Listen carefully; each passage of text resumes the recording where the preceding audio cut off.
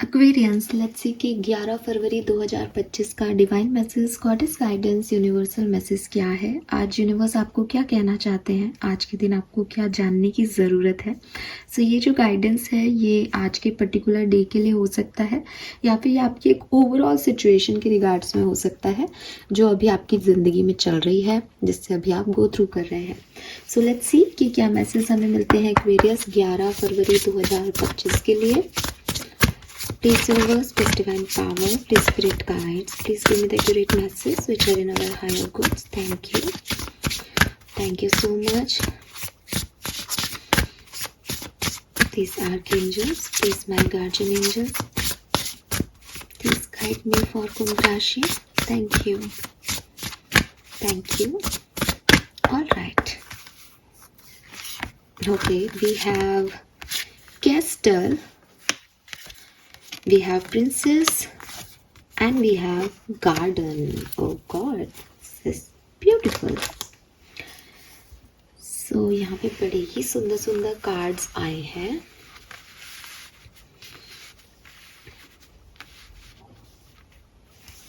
और colour of the day आपको इन card से भी दिख रहा होगा। जो कलर ऑफ द डे है दैट इज येलो कलर, ठीक है, येलो कलर। और लाइट ग्रीन या मेहंदिया कलर बहुत सिग्निफिकेंट हो सकता है। मुझे लगता है कि आज का लकी कलर तो येलो ही है, लेकिन ये जो ग्रीनिश कलर आ रहा है ये मे बी आप में से काफ़ी लोगों का हार्ट चक्रा ब्लॉक है, या हार्ट चक्रा डिमांड कर रहा है पॉजिटिव एनर्जीज की। कहीं दिल से कोई व्यक्ति दुखी है यहाँ पे जो मुझे सुन रहा है, उसका इमोशन जो है वो स्टक है, अच्छा नहीं लग रहा, लो एनर्जी फील हो रही है। तो इसलिए भी ये कलर जो है वो यहाँ दिख रहा है कि जैसे ग्रीन पे ना एक ब्लैक एनर्जी आ गई। तो ग्रीन कलर जो है वो हमारे हार्ट चक्रा का है, और उस पे वो लो एनर्जी, नेगेटिव एनर्जी की वजह से वो उतना साफ सुथरा ग्रीन नहीं दिख रहा, हरा भरा ग्रीन नहीं दिख रहा, ठीक है। सो ये भी कुछ लोगों के लिए रीज़न हो सकता है इस तरह के कलर्स का, बट मैला सा है कुछ। हाँ,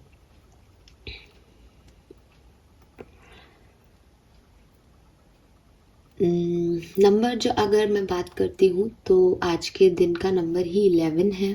तो 1 नंबर तो सिग्निफिकेंट है ही, 2 नंबर सिग्निफिकेंट है। इसके अलावा मुझे नंबर 7 की भी ऊर्जा आ रही है और नंबर 4 की भी ऊर्जा आ रही है। मुझे ऐसा भी लगता है आप में से काफ़ी लोग केतु और राहु की दशा महादशा से गुजर रहे हैं, या आपका असेंडेंट जो प्लैनेट है वो केतु या राहु है, जिसकी वजह से आपको आपकी लाइफ में बहुत सी चीज़ों में थोड़ी सी डिफ़िकल्टीज आती हैं, ठीक है। अभी थोड़ी सी नहीं, शायद ज़्यादा सी आती हूँ, लेकिन अगेन रिलेट करूँगी इस बात को कि वो एक भ्रमित, एक कहते हैं ना कि एक ऐसे प्लैनेट्स हैं दोनों ही जो कि आपको एक भ्रम की स्थिति में रखते हैं, ठीक है। केतु है तो वो आपको बहुत ही ज़्यादा आध्यात्म की तरफ भ्रम देता है, राहु है तो वो मटेरियलिस्टिक चीज़ों की तरफ भ्रम देता है, लेकिन दोनों ही एक्सिस हैं, ठीक है। तो वो एनर्जी भी है। सो यस, यहाँ पे नंबर 7, नंबर 2, नंबर 4, नंबर 1 की ऊर्जा है। कार्ड्स पे जो नंबर है उसमें नंबर 1 प्रिंसेस पे है ही, 15 से 6 नंबर और 30 से 3 नंबर भी सिग्निफिकेंट हो सकता है। 30, 31, 36, 35, 39 आपका एज ग्रुप हो सकता है, 29 भी हो सकता है किसी के लिए।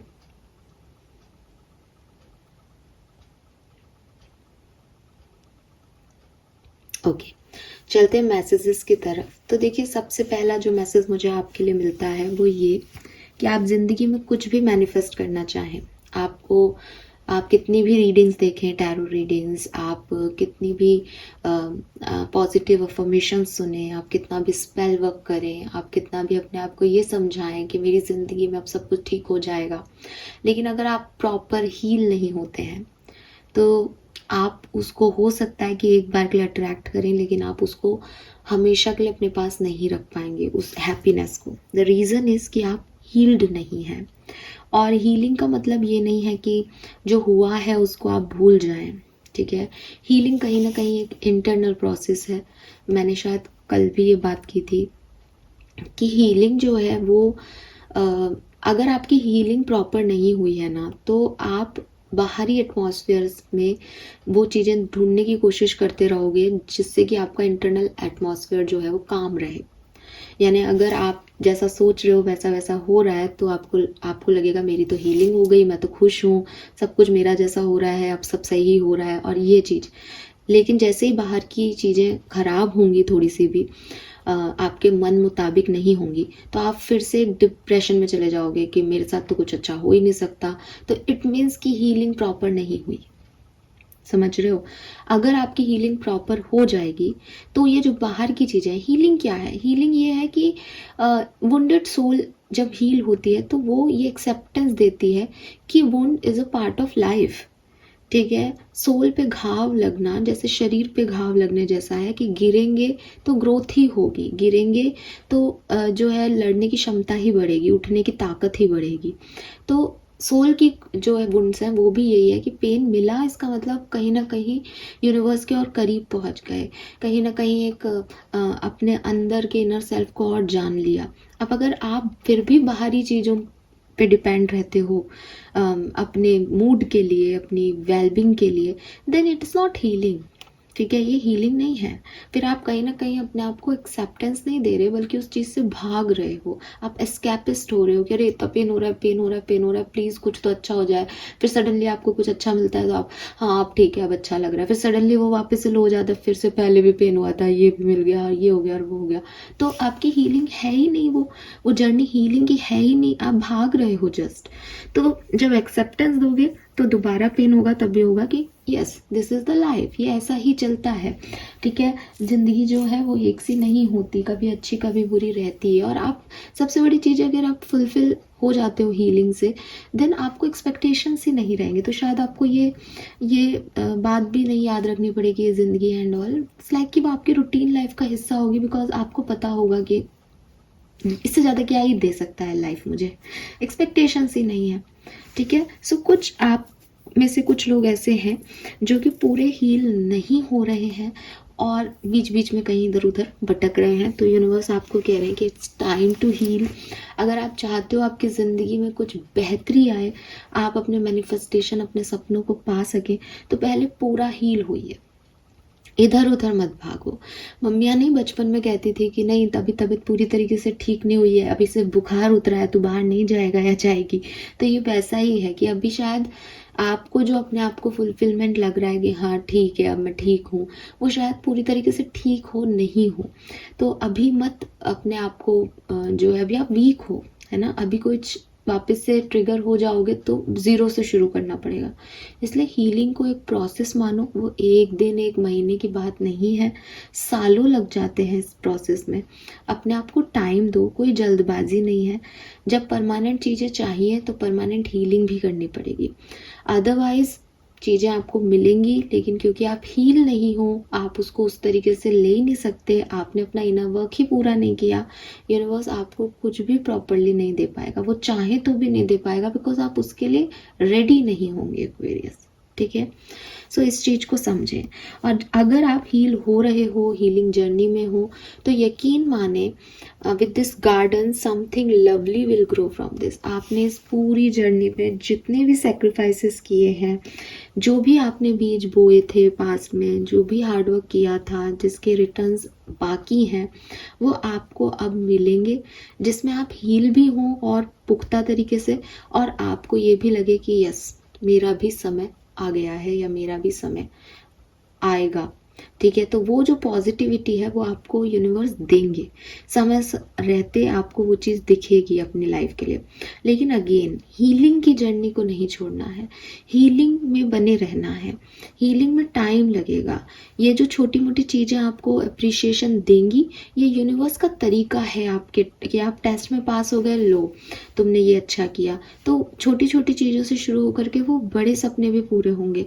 लेकिन अगर आपने हीलिंग जर्नी को बीच में छोड़ दिया, आपको लगा अब तो सब मिल गया, अब तो सब सही है, मुझे मतलब नहीं इन सब बातों से, क्या स्पिरिचुअलिटी होती है, मुझे कोई सेंस नहीं इन सब चीज़ों से, तो आप वहीं आ जाओगे। क्यों? क्योंकि हीलिंग प्रॉपर हुई नहीं, तो फिर से ट्रिगर मिलते ही खराब, और ट्रिगर तो लाइफ का हिस्सा है एक्वेरियस।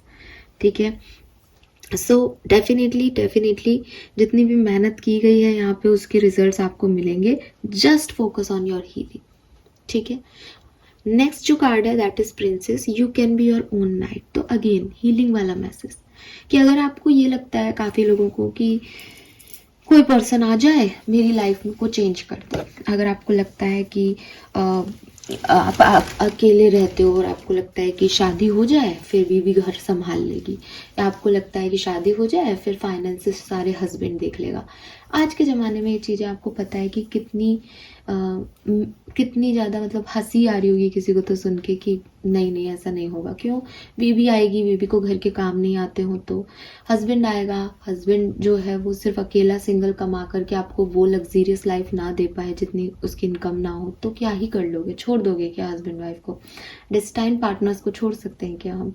सो यूनिवर्स आपको यही समझाने को कह रहा है कि आपको अपनी लाइफ का स्टेयरिंग अपने हाथ में लेना पड़ेगा। आप ये नहीं कह सकते कि ये गाड़ी अपने आप चल जाए या कोई अच्छा ड्राइवर मिल जाए।